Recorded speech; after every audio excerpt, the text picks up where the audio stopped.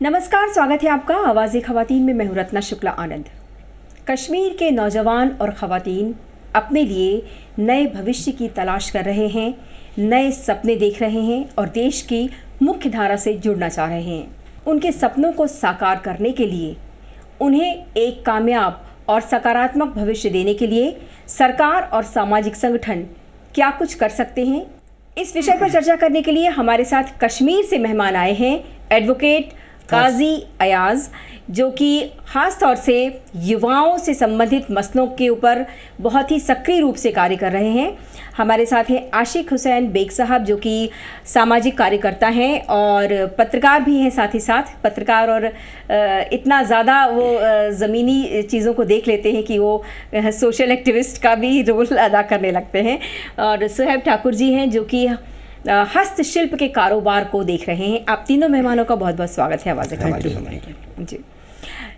जो विषय है हमारी चर्चा का कि कश्मीर के जो युवा हैं अपने लिए नई संभावनाओं की तलाश कर रहे हैं, क्या लगता है आपको, क्या संदेश लेकर आए हैं आप वहाँ से?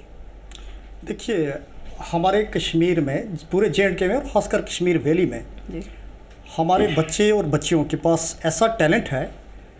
मुझे लगता है कि अगर उनको एक प्लेटफॉर्म मुहैया किया जाए, बेसिक फैसिलिटीज़ मुहैया की जाए उनको, जो मॉडर्न टेक्नोलॉजी बेस्ड इक्विपमेंट है वो फराहम किया जाए, they can do wonders in every field.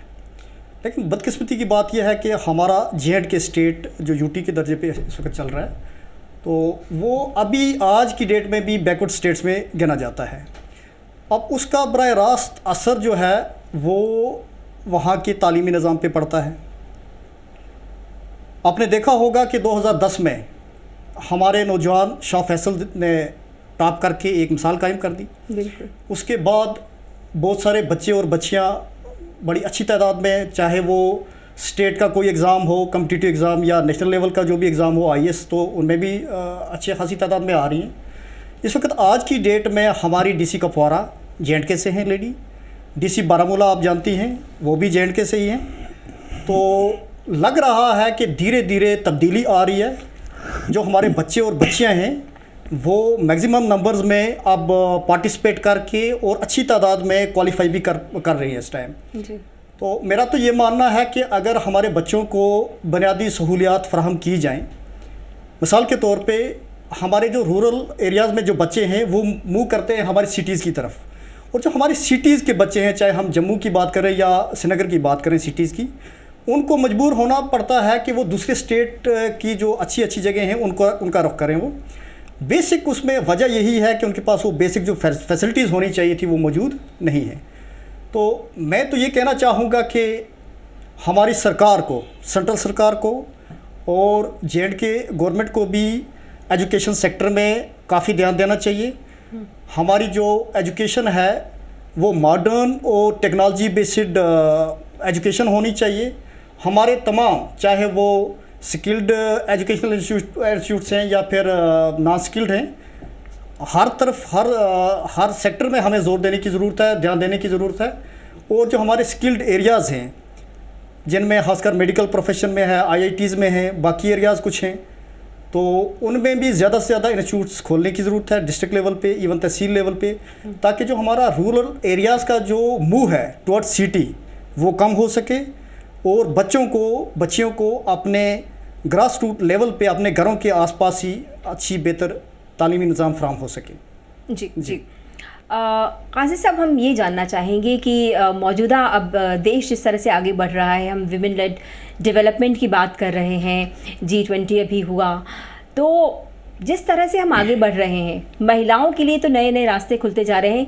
क्या हमारे कश्मीर की जो लड़कियां हैं वो कदम से कदम मिलाकर चल पा रही हैं?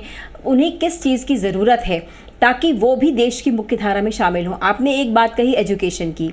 एजुकेशन कहाँ पर, वो कौन से क्षेत्र हैं जहाँ पर कमी है, वहाँ क्या किया जाना चाहिए और किस तरह से वो जो अब सरकार की योजनाएं हैं उसका लाभ पूरी तरह से उठा सकती हैं?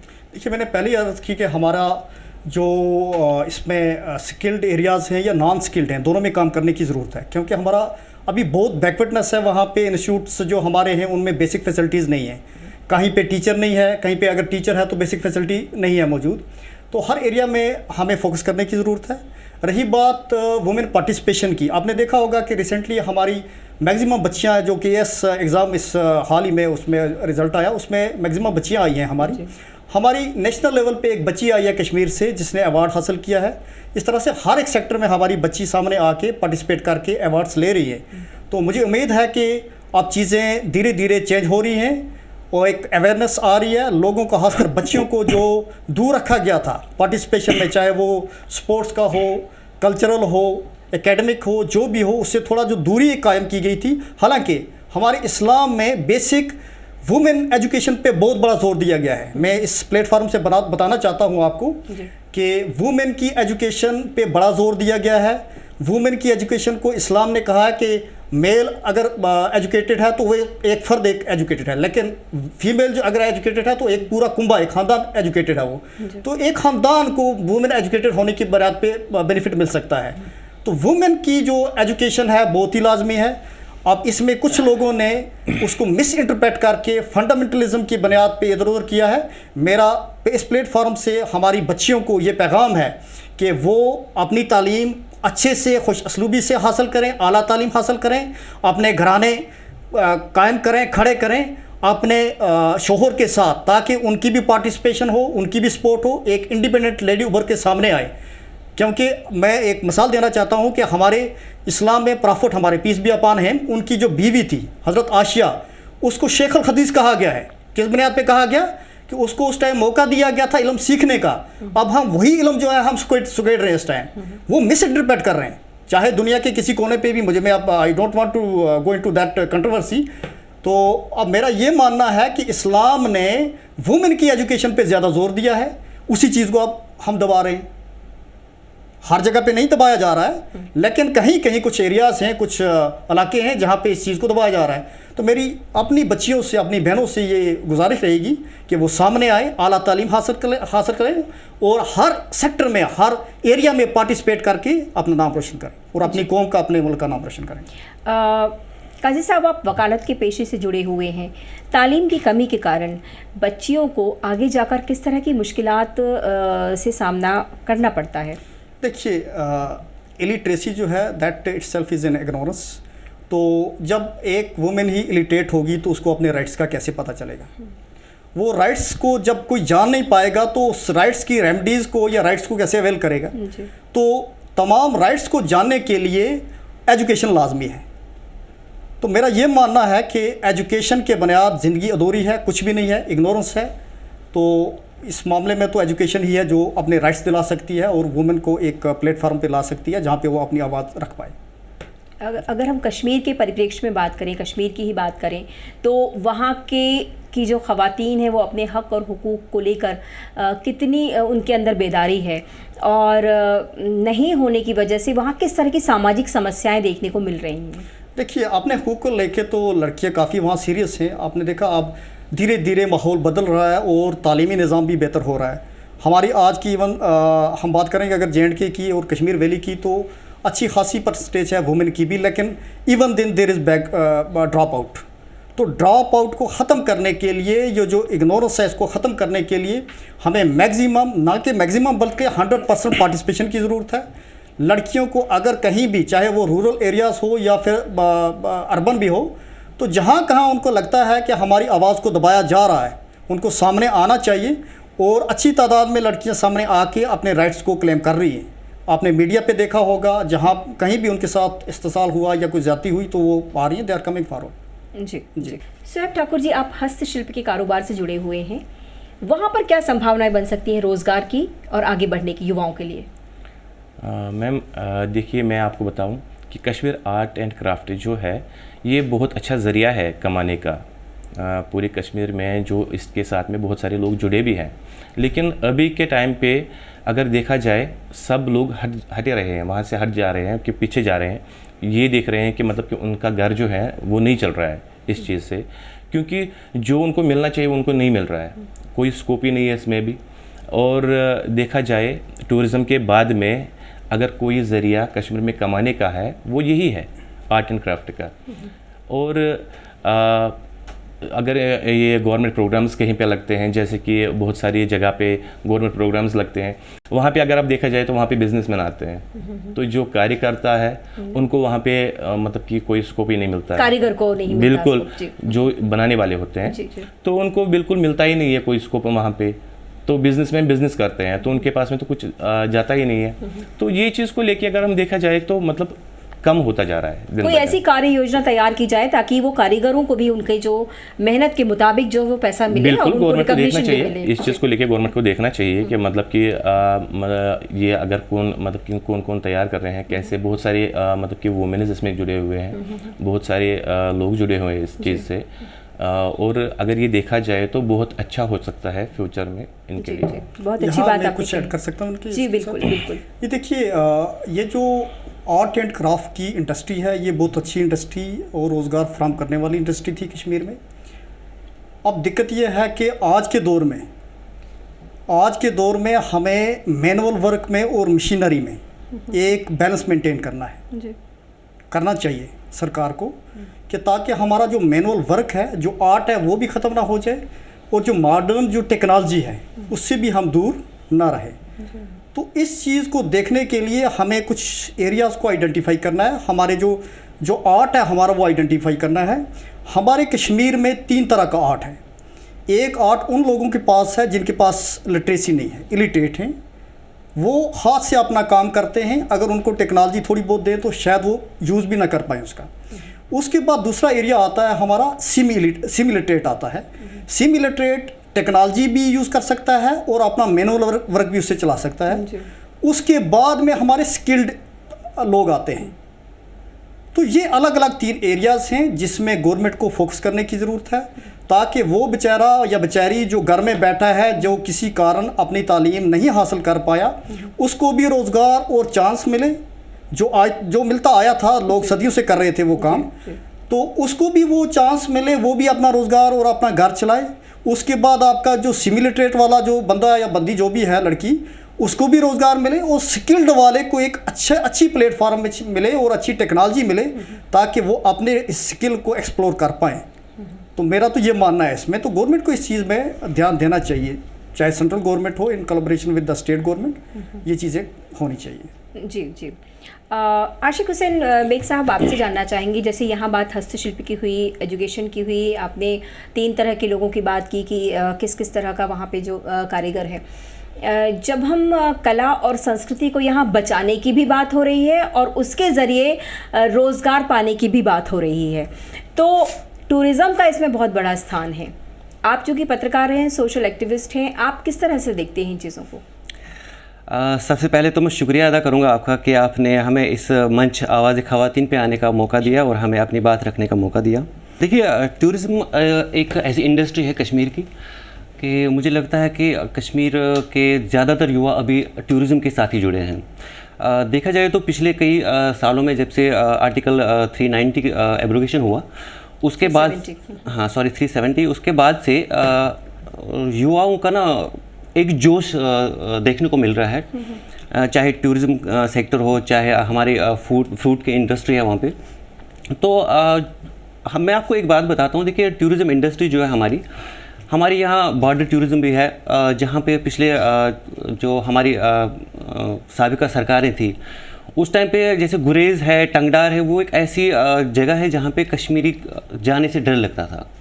लेकिन अभी की सिचुएशन ये है कि वहाँ पे पिछले इस साल में जो 2023 में कम से कम 1 लाख लोग वहाँ पे जा चुके हैं, जिसमें हिंदुस्तान की दूसरी रियासतों से या कश्मीर के लोकल लोग वहाँ पे विज़िट कर चुके हैं अभी तक। सॉरी, ऐसी वहाँ की फ्रूट इंडस्ट्री है। तो मुझे लगता है कि अगर गवर्नमेंट थोड़ा सा, मैं ऐसा नहीं कह रहा हूँ कि गवर्नमेंट नहीं कर रही है, गवर्नमेंट बहुत कुछ काम कर भी रही है अभी कश्मीर में, लेकिन अगर थोड़ा सा ध्यान उस तरफ भी दिया जाए, क्योंकि फ्रूट इंडस्ट्री भी एक बहुत बड़ी इंडस्ट्री है कश्मीर की। तो हमारा जो फ्रूट वहाँ पे है अभी इंडिया की दूसरी स्टेट्स में जाता है। थोड़ा सा अगर ऐसा भी हो सकता है कि हमारा फ्रूट जो कश्मीर से, जैसे ग्रोवर फ्रूट कहीं पे उनका होता है, तो वहाँ से वो मंडी से दूसरी मंडी में शिफ्ट होता है। कुछ ऐसी फैसिलिटीज़ का भी होना चाहिए कि कश्मीर का एक ग्रोवर डायरेक्ट अपने माल को फॉरेन कंट्रीज़ में बेच सके। तो इन चीज़ों पे थोड़ी सी नज़र रखनी चाहिए गवर्नमेंट को, जहाँ तक मेरा ख्याल है। जी थोड़ा सा और मैं यहाँ पे बोलना चाहूँगा। टूरिज़्म की बात आपने की, तो टूरिज़्म में भी एक तो टूरिज़्म है आपका जनरल टूरिज़्म है, जिसमें नई आपकी लोकेशंस हैं उनको एक्सप्लोर करने की ज़रूरत है, आइडेंटिफाई करने की ज़रूरत है, लोगों को वहाँ पे अवेयरनेस करने की ज़रूरत है। जैसे कि अभी रिसेंटली, हालांकि इतनी ब्यूटीफुल वैली हमारी, मुझे तो लगता है पूरे कश्मीर में नहीं थी, लेकिन अनएक्सप्लोर्ड थी बंगस वैली। हाँ 2012 में सेंट्रल गवर्नमेंट की नज़र में आई, तब से सेंट्रल गवर्नमेंट ने इस पे काम करना शुरू किया। आज की डेट में, पिछले साल भी आपने देखा, इस साल भी वहाँ पे सरकार ने वहाँ बंगस मेला किया, गवर्नर साहब खुद गए थे वहाँ पे, पिछले साल भी गए थे, अब 2-3 साल से कंटिन्यूसली हो रहा है वो बंगस मेला भी। तो कहने का मतलब ये है कि रिसेंटली गवर्नमेंट की नज़र में आई और गवर्नमेंट ने उस पर फोकस करना शुरू किया। अब आज की डेट में एक बड़ा प्रोजेक्ट इस पे चल रहा है सेंट्रल गवर्नमेंट का, in collaboration with the tourism, J&K tourism department. आज की डेट में ये देखने को मिल रहा है कि हर कंट्री से आपको, इवन स्विट्ज़रलैंड से, बाकी कंट्री से भी वहाँ पे टूरिस्ट मिलेगा। वहाँ लोकल टूरिस्ट जो बाकी पूरे इंडिया से, बाकी स्टेट्स में जो टूरिस्ट आ रहे हैं, तो इसका बराह रास्त फ़ायदा किसको हुआ? फ़ायदा उन लोगों को हुआ जो वहाँ पे लोकल जो रहने वाले लोग हैं, उन्होंने अपने घोड़े इस्तेमाल में लाए, उन्होंने अपने स्किल को इस्तेमाल में लाया, उन्होंने अपने ट्रांसपोर्ट को इस्तेमाल में लाके आज की डेट में तो रोज़गार अच्छा पैदा कायम कर रहे हैं वो। तो इसी तरह से हमें एक तो सेक्टर ये है कि जिसमें जनरल हमारा टूरिज़्म है उसको एक्सप्लोर करने की ज़रूरत है।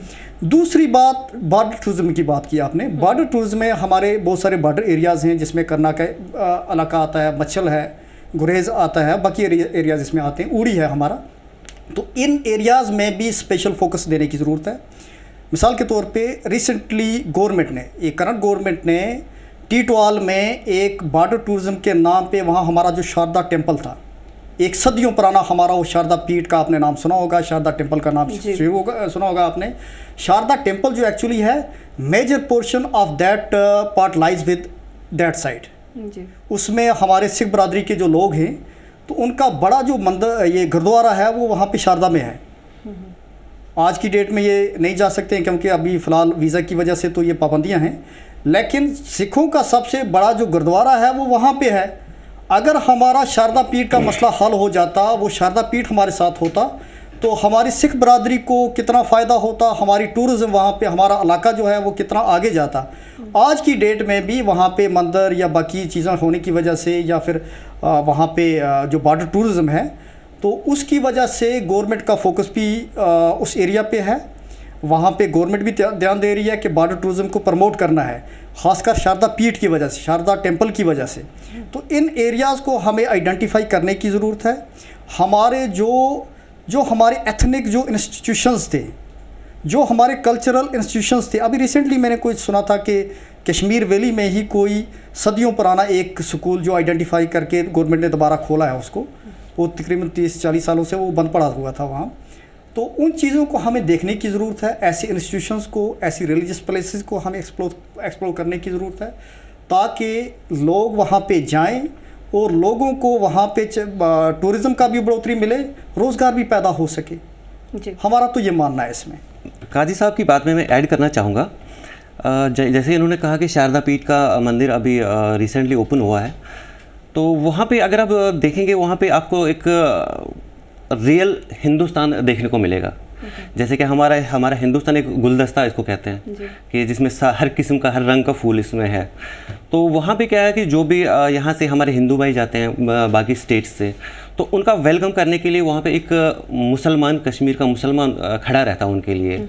यहाँ तक कि जो वहाँ पे रहने के अभी कोई गवर्नमेंट की तरफ से कोई फैसिलिटी नहीं है, तो वहाँ पे होम स्टे बनाए गए हैं, मतलब 2 कमरे 3 कमरे के होम स्टे बनाए गए हैं। तो यहाँ से जो हमारे हिंदू भाई जाते हैं वहाँ पे दर्शन करने के लिए, तो उनको एक तो कश्मीरी वेलकम करते हैं और दूसरा अपने घरों में लाके उनको बिठाते हैं। तो अपनी मेहमान नवाजी की पूरी वो वहाँ पे कश्मीरियत दिखाते हैं। जी जी जी। तो आपके इस मंच के वसातत से मैं कह रहा हूँ कि पूरे इंडिया के लोग जो हैं, चाहे इंडिया से बाहर भी हैं, हमारे कुछ हिंदुस्तानी भाई रहते हैं, तो सबसे मैं ये गुजारिश करता हूँ कि एक बार आइए कश्मीर में, कश्मीर की कश्मीरियत देखिए। बाकी जो नैरेटिव एक चल रहा है कि कश्मीर के बारे में, उसको हम मतलब बेनकाब करना चाहते हैं। आप आ जाइए हमारे पास, हमारी मेहमान नवाजी देखिए, तो हम आपको लेके चलेंगे। कश्मीर में बहुत सारी ऐसी प्लेसेस हैं जो अभी तो सब जानते हैं कि पहलगाम, गुलमर्ग या डल लेक, लेकिन ऐसी सारी प्लेसेस भी कश्मीर में आपको देखने को मिलेंगी जो अभी आपने नाम भी नहीं सुना होगा। तो आप आइए, हम आपकी मेहमान नवाजी के लिए इंतज़ार कर रहे हैं। आपको वो प्लेसेस दिखाएंगे, वो जन्नत दिखाएंगे जो आपने सुना भी नहीं होगा, और आपको अपनी कश्मीरियत और मेहमान नवाजी भी दिखाएंगे। वाह, बहुत खूबसूरत बात कही आपने काजी साहब। यहाँ हमने 3 चीज़ें सुनी कि बॉर्डर टूरिज़्म, जनरल टूरिज़्म और स्पिरिचुअल टूरिज़्म, जिसमें आपने हिंदुस्तानियत की बात कही। तो आप जिस तरह से कहने की नई संभावनाओं को तलाश रहे हैं युवा और वहाँ की ख़वातीन, तो इसमें किस तरह से ये शामिल होते हैं और कैसे देखते हैं आप? जैसे आपने कहा कि टूरिज़्म के माध्यम से आप आइए, कश्मीर देखिए और फिर मुख्य धारा में शामिल होइए। देखिए, मेरा तो ये मानना है कि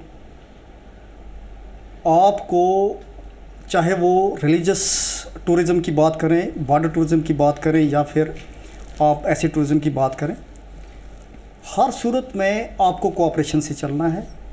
जो इस टाइम एक नैरेटिव आइसोलेशन का, मिसाल के तौर पे नॉर्थ इंडियन साउथ में जाएगा, वहाँ पे उसके माइंड में मत कुछ ऐसा हो कि मैं यहाँ पे आइसोलेटेड फील मत करूँ। साउथ वाला नॉर्थ में जाएगा, वो अपने आप को आइसोलेटेड फील करेगा। हिंदू मुस्लिम एरिया में जाएगा तो उधर बोलेगा कि नहीं, मैं इधर आइसोलेटेड फील कर रहा हूँ। मुसलमान हिंदू एरिया में जाएगा तो बोलेगा कि नहीं, मैं ऐसा आइसोलेटेड फील कर रहा हूँ। ऐसी चीज़ नहीं होनी चाहिए। ना ही हमारे आइन का सेपरेट है, ना ही हमारे कल्चर का सेपरेट है ये, ना ही हमारी हिस्ट्री का ये सेपरेट है। बल्कि हम लोगों को चाहिए, अगर किसी भी रिलीजन का बंदा हमारे एरिया में आता है एज टूरिस्ट बन के, हमें सबको मिलके, बाकी कम्युनिटीज़ को मिलके उसको अच्छे तरीके से इज़्ज़त देनी चाहिए, उसका आवभगत करना चाहिए, उसको वेलकम करना चाहिए वहाँ पे। तो इस तरह से एक जो भाईचारा है वो भी कायम रहेगा, अमन भी रहेगा, हमारी टूरिज़्म को भी बढ़ोतरी मिलेगी, हमारी एम्प्लॉयमेंट जनरेशन भी होगी, और हम सर बुलंद करके अपनी कंट्री का नाम कहीं पे लेंगे फिर। जी जी। कला की बात हुई, अभी टूरिज़्म की बात हुई। खेल का एक वो क्षेत्र है जिसमें लड़कियां भी बहुत बढ़ चढ़ कर हिस्सा ले रही हैं, युवाओं ने बहुत अच्छा प्रदर्शन किया है। आपको क्या लगता है कि काफ़ी बदलाव आया है पिछले कुछ समय में, ख़ासतौर से खेल कूद के मामले में? जी बिल्कुल, बहुत बदलाव आया है।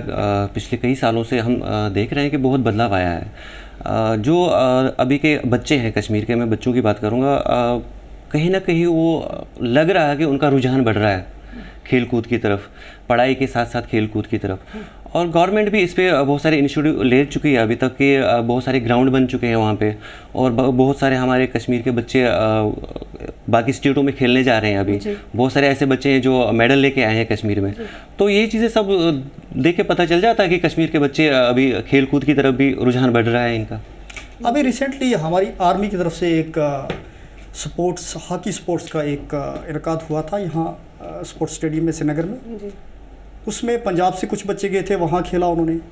वहाँ इंट्रा कल्चर जो हमारी एक्टिविटीज़ हो रही है वहाँ पे उनको प्रमोट किया जा रहा है। आर्मी मिलके करवा रही है, पुलिस मिलके करवा रही है, गवर्नमेंट का इसमें फोकस है, एजुकेशनल इंस्टीट्यूशन जो हैं वो सामने आ रहे हैं, और ख़ास कर जो सिविल सोसाइटी है वो अपने भाईचारे को कायम करने के लिए हर प्लेटफॉर्म का इस्तेमाल कर रही है, चाहे वो स्पोर्ट का हो, चाहे वो इसका टूरिज़्म का हो, चाहे वो रिलीजियस प्लेसेस का हो, चाहे वो एजुकेशनल इंस्टीट्यूशंस हो। जो भी प्लेटफॉर्म आपकी है उनको यूज़ करते हुए हम देख रहे हैं इस वक्त हमारे तमाम जो भी, चाहे गवर्नमेंट की तरफ से या फिर सिविल सोसाइटी की बुनियाद पे हमारी ये कोशिशें हो रही हैं कि इन चीज़ों को प्रमोट किया जाए, लोगों की पार्टिसिपेशन जो है वो ज़्यादा से ज़्यादा हो, ताकि इस वजह से हमारे ख़ासकर कश्मीर में जो इस वक्त एक वो ड्रग का एक जो माहौल कायम हुआ है उस पर भी एक कंट्रोल पाया जा सके। ड्रग एक बड़ी बीमारी फैल चुकी है यहाँ कश्मीर में, इसने बच्चों और बच्चियों को इन्वॉल्व कर दिया है इसमें।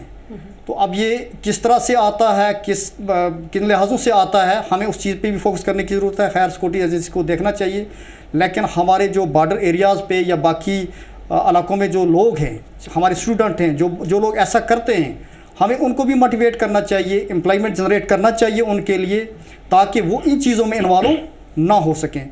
आइडल माइंड जो होता है, आइडल माइंड में 10 किस्म के फतूर आते हैं। नॉनली mind is the place for all the devils. तो अब इसमें उन लोगों पे हमें फोकस करने की ज़रूरत है जो वैसा काम करते हैं। अगर उनके पास हम किसी भी लेवल का एम्प्लॉयमेंट जनरेट करते हैं, उनको उन चीज़ों में इन्वॉल्व करते हैं, तो ये ऑटोमेटिकली ये चीज़ें बंद हो जाएंगी। जी, बहुत महत्वपूर्ण आपने विषय उठाया ड्रग्स का। सामाजिक संगठनों से आप किस तरह की उम्मीद रखते हैं? हालांकि वहाँ स्पोर्ट्स एक्टिविटीज़ काफ़ी बढ़ी हैं और जो हमें जानकारी मिली थी कि उसकी वजह से युवाओं को काफ़ी एक सही रास्ते पे लाने की कोशिश की गई कि वो ड्रग्स की तरफ से उनका भटकाव ना हो, लेकिन और क्या किया जा सकता है इसमें? जो आप चूँकि समस्याएँ लेकर आए हैं तो उनके समाधान की तरफ हमारा इशारा है। देखिए, ये जो ड्रग की समस्या बोल रहे हैं, ये बहुत बड़ी समस्या है। तो लेकिन ऐसा भी नहीं है कि हम इससे छुटकारा नहीं पा सकें। इसके लिए थोड़ा सा सोच समझ के हमें जैसे मुझे लगता है कि पहले हमें स्कूलों से शुरू करना चाहिए। जैसे छोटे छोटे बच्चे हैं, किसी को देख के भी वो फिसल जाते हैं। तो मुझे लगता है कि हमें ये चीज़ स्कूलों से शुरू करते हुए फिर कॉलेज तक लेके जाना, फिर उसके बाद जो सोसाइटीज़ में हमें काम करना चाहिए इसके लिए। तो मुझे लगता है कि जितने भी अभी संगठन काम कर रहे हैं वहाँ पे, जो भी सोशल वर्क कर रहे हैं, तो मुझे लगता है कि उनको एक कदम उठाना चाहिए इसके खिलाफ। तो पहले हमें स्कूलों से स्टार्ट करके सोसाइटीज़ तक सबको इसके बारे में बताना चाहिए। जी, आर्ट एंड क्राफ्ट की जो बात हम कर रहे थे अभी सोहेब जी, तो बाकी के हिस्से जो हैं देश के, वो किस तरह से जो है वो सहयोग कर सकते हैं ताकि ये सारी चीज़ें मुख्य धारा में आके जो है वो एक एम्प्लॉयमेंट जनरेट करने का एक माध्यम बन सके? देखिए मैम, मैं आपको पहले ये बताऊं कि गवर्नमेंट को पहले इस चीज़ पे ध्यान देना चाहिए कि जो हमारा आर्ट एंड क्राफ्ट है ना, ये मतलब कि हमारे हाथ से जा रहा है, छूट रहा है, ठीक है। तो इस पे फोकस करना पड़ेगा कि जो कारीगर इसमें हैं, जो इसमें काम कर रहे हैं, कि उनका घर कैसे चले, ठीक है। उनको जैसे कि गवर्नमेंट, मैंने आपको पहले भी बोल दिया है कि जैसे कि हमारे कहीं पे मतलब कि गवर्नमेंट के प्रोग्राम्स होते हैं, एग्जीबिशंस लगते हैं, तो वहाँ पे उनको ना पार्टिसिपेट करने का मौका दिया जाए। बहुत सारा है, क्योंकि आर्ट एंड क्राफ्ट अगर टूरिज़्म के बाद में देखा जाए एक सबसे बड़ा ज़रिया है कमाने का, रोज़गार का कश्मीर में अगर देखा जाए तो। जी जी, तो कश्मीर में युवाओं के लिए, वहाँ की महिलाओं के लिए और वहाँ की आवाम के लिए क्या नई संभावनाएं हो सकती हैं और वहाँ की क्या समस्याएं हैं, इस पर अभी एक छोटी सी चर्चा हमने की है। लेकिन इससे निकल के जो बातें सामने आई है, ज़रूरत है उन पर काम करने की ताकि जो युवा है वो देश की मुख्य धारा में शामिल हो सके। और जिस तरह की समस्याएं वहाँ पर देखी जा रही हैं, ख़ास तौर से ड्रग्स की समस्या की तरफ इशारा किया गया है, उसमें बहुत ही मुस्तैदी से काम करने की ज़रूरत है ताकि युवाओं को भटकाव से रोका जा सके, उनकी ऊर्जा को पूरी तरह से राष्ट्र निर्माण में जो है वो उपयोग किया जा सके। शुक्रिया।